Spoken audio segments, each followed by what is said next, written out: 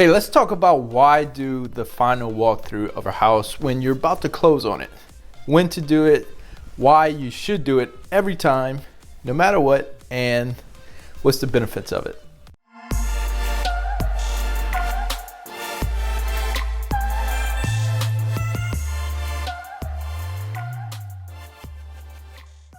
All right, before I get started, if you have not subscribed to the YouTube channel yet, click that subscribe button for more real estate tips and home tours around DFW.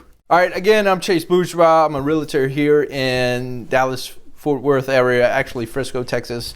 But today I want to go over with you why you should do a final walkthrough on the property that you're about to purchase. And what is a final walkthrough?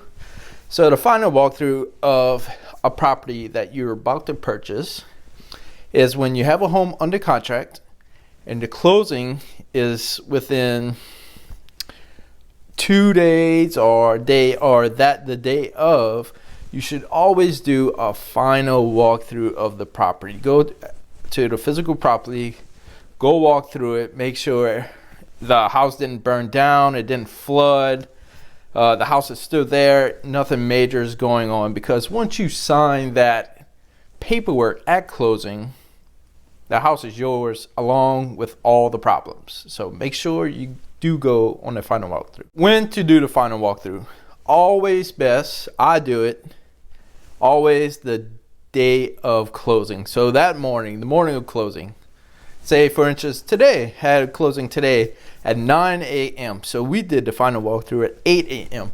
Some people do the walkthrough the day prior or 2 days before, but a lot could happen overnight to a property. You don't know if there's a pipe might burst. You don't know when that's going to happen, or a fire.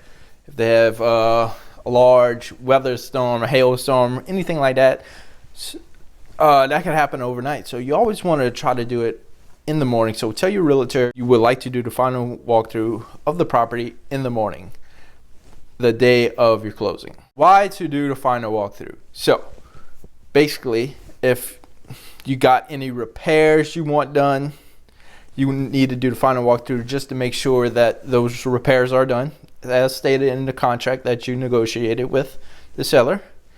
Make sure all those are done. If they're not done, might need to push back the closing date so they can get done, so the seller can meet the terms of the contract. Very important.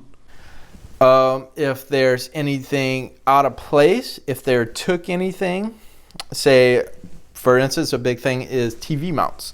So TV mounts count as attached to the house. So if they don't exclude that in the contract or on the MLS, and they take that, TV mounts leave huge holes in the wall. So make sure all those are there. And if they did take the TV mounts for a tip, make sure they repair the wall in the contract.